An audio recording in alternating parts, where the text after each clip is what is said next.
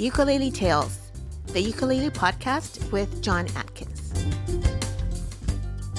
Welcome, fellow tailgaters, to another episode of Ukulele Tales, the Ukulele Podcast, sponsored by Carla Brand Music.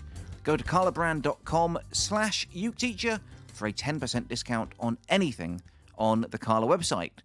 As ever, a big thank you to Carla for making this podcast possible. Not only have they provided me with a whole bunch of awesome ukes over the years, but they've also helped me meet a lot of great ukulele players as well, including this week's guest, Anthony Ka'Uka Stanley, who I met at the Carla stand at NAMM last year. And what a sweet guy he is. As well as being a ukulele virtuoso, Anthony is also an incredible hula dancer and has been a musical director at Healy's Polynesian Review since the age of 15. I spoke to him after he came off stage at NAMM, and we chatted about music, dancing, life on Hawaii, growing up in a very musical family, and his current project, the One Island Band. It's not a long interview, so I won't go into too much detail here, but suffice to say that Anthony was an absolutely top guy, and I hope I'll get the chance to hang out with him again properly at some point down the line. After the interview with Anthony, we will also be having the first of our uke story. Ukulele history, uke story, get it? Uke story? Maybe it needs a better name. Can you think of one for me? Anyway, we will be hearing from you the first of our ukulele stories, ukulele histories, as a few of you have already started to send me information about some of your favorite ukuleles, and I want to share those stories with you, the rest of the listeners. All that and more coming up on today's episode of Ukulele Tales. So without wasting a second more, let's jump right into my conversation with Anthony Ka'Uka.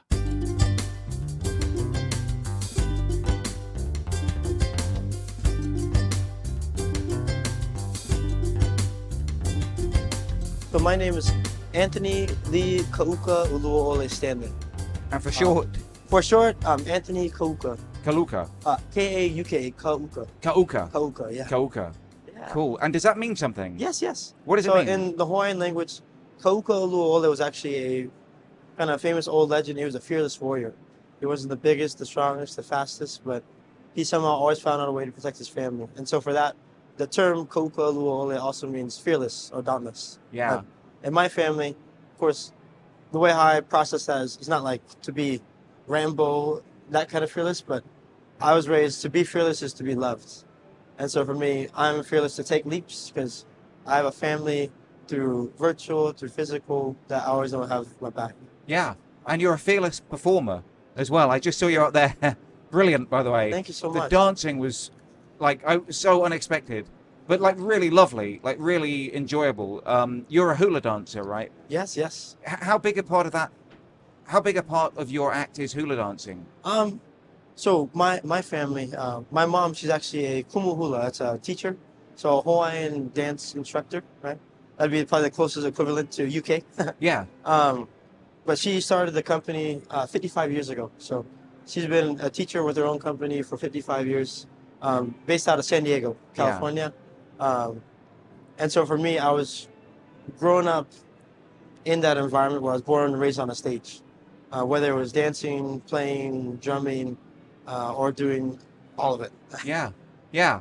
And you look like you've been playing and dancing your whole life out there as well. Is that your mum's company? Is that the Polynesian Review? Yes. And now you're a part of that company as well? Yeah. What do you do for them? So right now, since almost the last decade, I'm the music director. So I'm in charge of putting together all of our shows, all the music side, as well as also one of the lead male dancers and instructors as well. So yeah. So you're a dance instructor. Yeah. So you're teaching people how to do it. Yeah. Amazing. Is that all hula dancing? So in the hula term, hula means Hawaiian physical dancing. Yeah. But in the Polynesian realm, there's Hawaiian, Samoan, Fijian, Tongan, New Zealand, Maori, right? And all the different forms have different language, different dance forms. But to say hula, I'm actually saying all the Polynesian dancing. Okay. And for me, I teach that, I instruct that. But for me, music, dance, writing, drawing, any form of art, it's all connected. And so, And so it's about bringing all of the compounded things together to magnify the expression. And how did you get started on the ukulele then? Was that through your mom as well, or? Yeah, I had a ukulele since birth. Yeah. Or before I was born. Right, okay. But I didn't seriously start playing until I was 4 years old. Okay. So you're a late bloomer. Yeah, late bloomer. Yeah. Yeah, I did my first tour when I was 2 years old. But Really? as a performer, dancer. Yeah.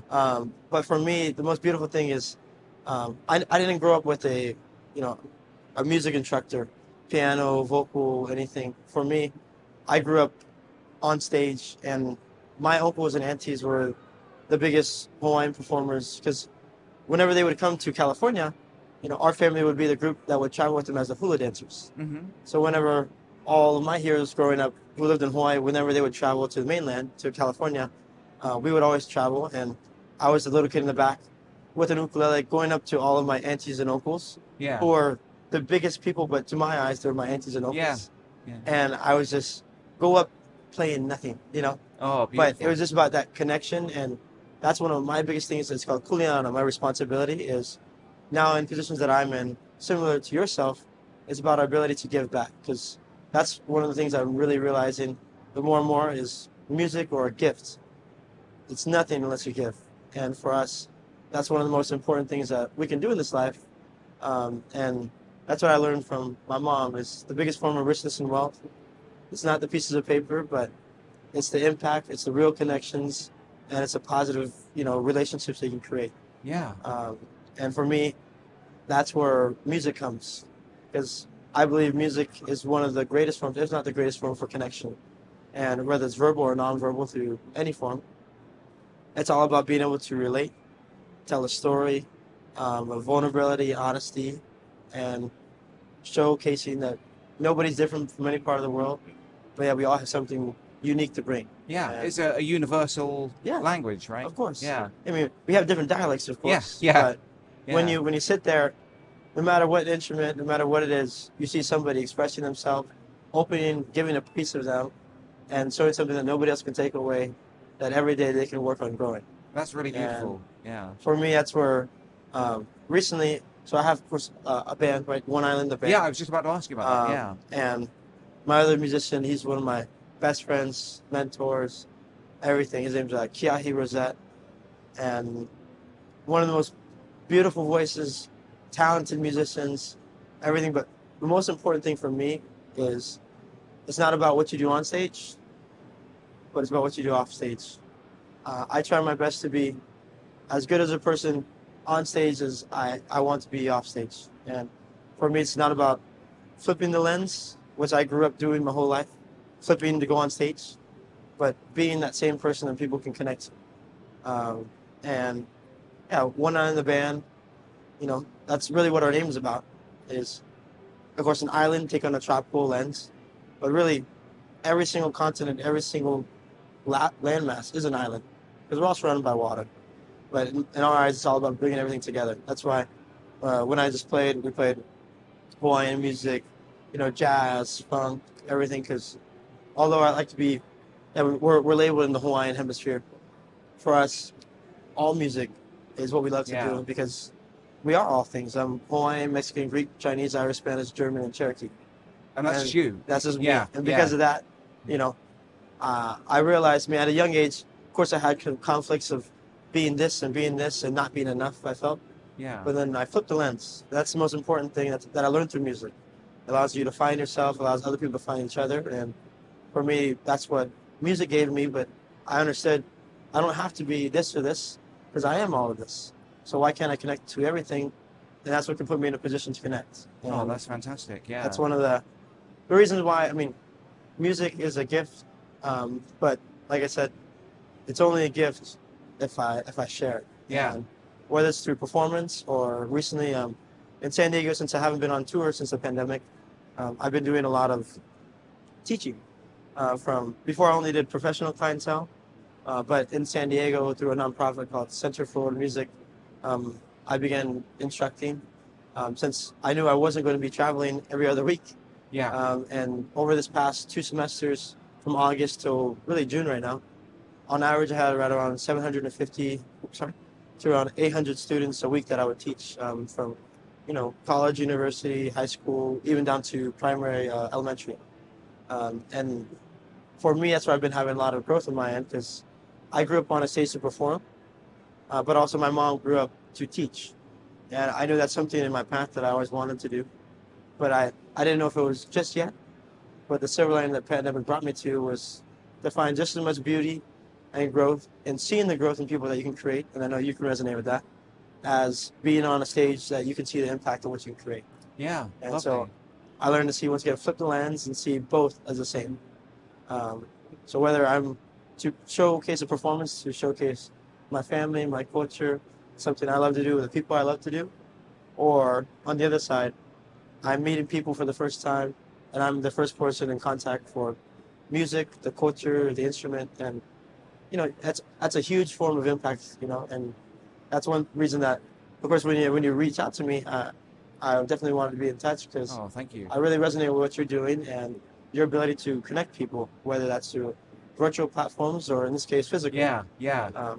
For me, it's been almost exclusively virtual until recently. It's all Yeah. been sort of YouTube and online stuff. But it's really that's something I really want to do this year is sort of get out and about and meet Yeah. like people in real life, real people, Of course. and sort of connect that way. Yeah. So it's really inspiring to hear those words. Thank you. Thank you so much. Okay, so to just wrap it up, I guess. How can people find out more about you and what are you Yeah. doing at the moment? Of course. So I recently just started a YouTube channel. Oh, cool. Okay. Forever, I did things from.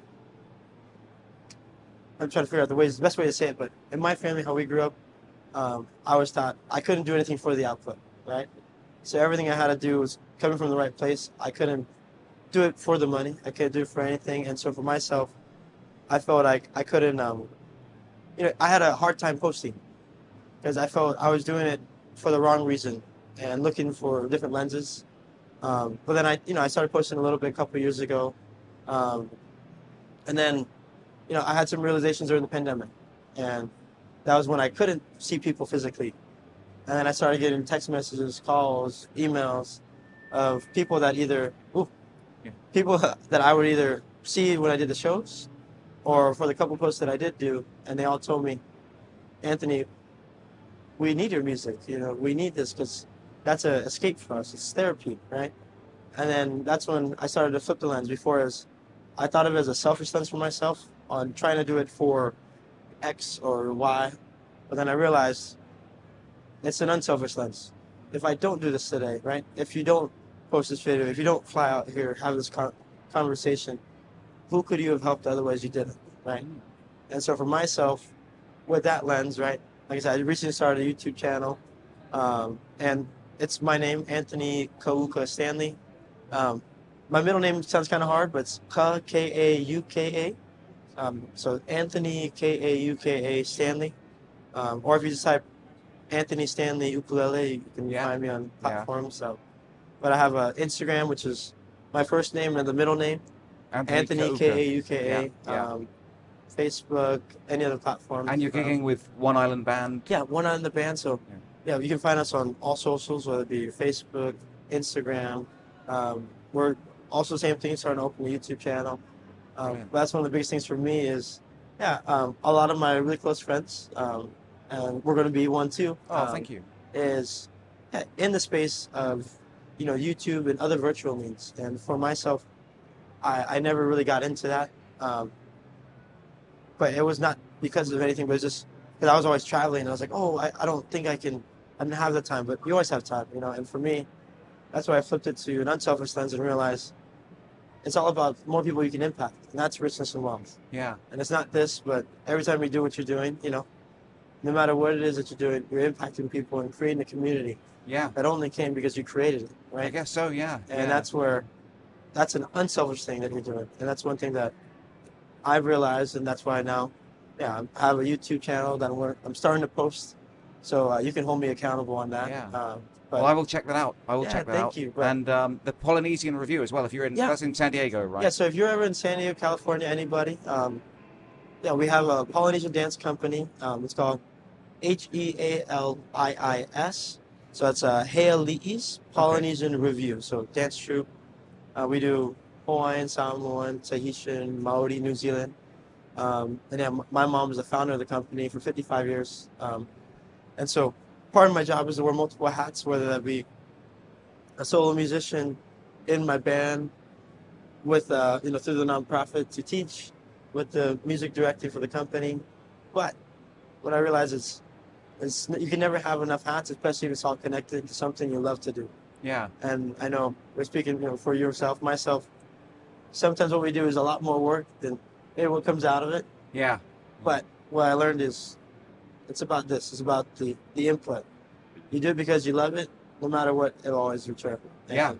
that's what my mom is my testament for that is when she started the company, she was only 12 and a half, 13 years old because she moved out to San Diego. And some of the most famous Hawaiian teachers gave my mom the title because out here in San Diego, there wasn't representation. So when my family transplanted to San Diego, my mom at 12 and a half started her own business, started her own company, started doing shows. And 55 years later, we became strong. what we're doing. Yeah. And Yeah. that's one of my biggest things. I mean, I went to school for business. I went to school for music. Went to Occidental College in LA. But it's funny because every time I had business classes, everything came back. In college, I wanted to get away because I grew up doing this. And, I had a little bit of, maybe I wanted a weekend where I maybe got to have a sleepover. Yeah. And I didn't because every weekend I was performing. Yeah. Right? So I was like, I'll find myself in college. And then I realized I already found myself, and all the business classes was teaching me moral, ethical means, invest in your input, everything. And I was like, oh my gosh, I got to come back. Because for me, I saw something so beautiful that I didn't realize at the time.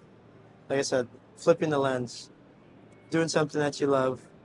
And if you invest in it, whether it be your time, your energy, in any form, everything will always work out. Yeah. Amazing. That's cool. Well, thank you so much for your time. It's been really amazing speaking to you. Can't wait to check out your stuff. And I hope we'll stay in touch. I hope I'll see you definitely. again. Whenever you come out this way or whenever I come out your way. Yeah. Anytime you come to England, give me a shout, okay? Definitely. Cool. Thank you. Thank you so much. Thanks, man. Thank you, brother. Jeez, man.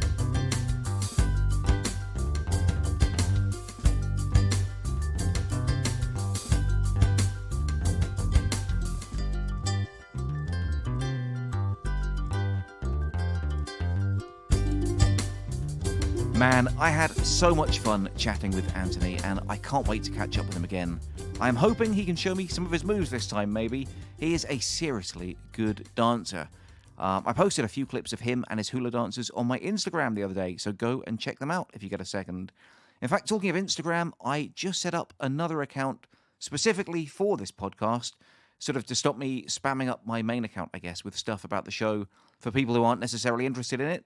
So go ahead and follow at Ukulele Tales on Instagram, and I'll post all the main updates and things on there in the future. What was I going to say? Oh, yeah. I did check out Anthony's YouTube channel, and I am so jealous. He has been posting a bunch of short videos recently, and in most of them, he's just sat there on the beach or lying in a hammock, lounging about in the sun, plucking on his uke, and it just looks like he is living such a great life. Don't get me wrong, I'm doing okay here in England, but we are having another cold snap at the moment. And right now, as I record this, I am sat here wearing 2 sweaters and a pair of fingerless gloves. Seriously, I have got to get to Hawaii one day. I really have.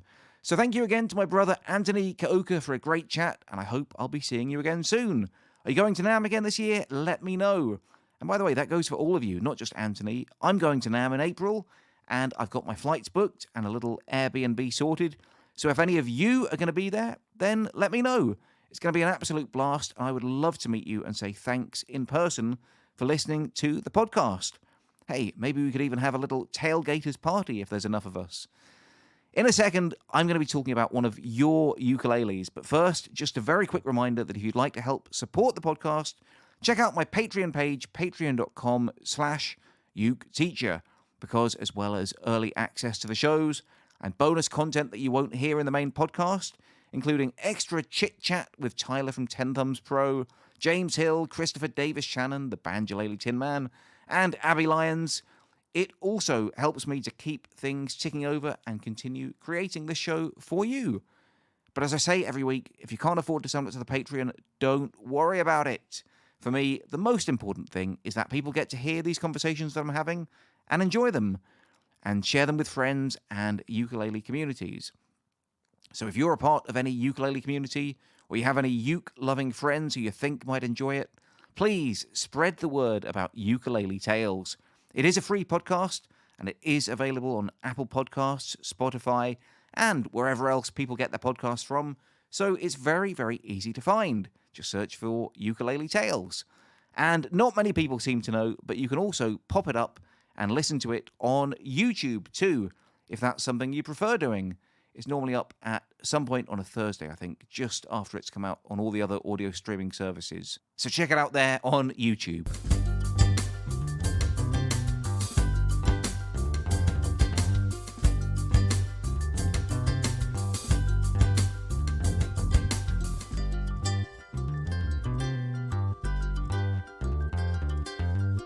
Okay, I was chatting with James Hill recently, and he gave me a great idea.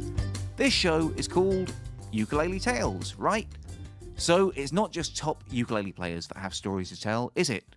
I am willing to bet that lots and lots of you guys have some great uke stories as well.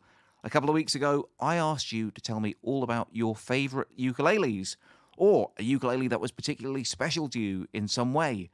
And I've already had some terrific responses. Today, I want to read one that came from Nick DeSanto of Pennsylvania, who wants to tell us all about his Deering Good Time banjolele. He says that he bought it on a whim on a visit to Ithaca, New York back in 2015, and he's had it ever since. And it now holds a very special place in his heart, as you'll hear in a second. He was drawn to the Deering because it was so much louder and warmer sounding than the smaller, cuter banjo ukes in the shop. Nick took the banjolele back home with him, where it became a firm favourite in his arsenal. At one point, he says he mangled the neck trying to adjust the truss rod and had to send it back to the Deering factory for repairs. You have to be so careful, don't you, when you're adjusting things on your instrument. No matter how little or straightforward it seems, I always like to take my ukes down to my local music shop if I can, just to get a professional pair of eyes and hands to have a look at it for me, because I do not want to run the risk of ruining one of my ukes. Nonetheless, Nick got it back, and in 2019, when his son was born, he took it into the hospital with him. Good grief.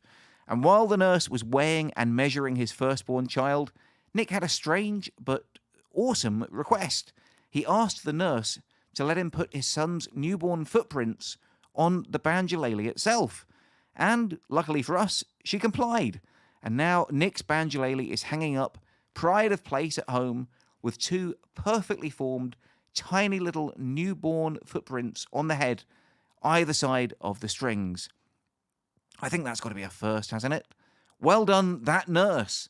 And well done, Nick. What a terrific idea, and what a great memento of an unforgettable time in your life.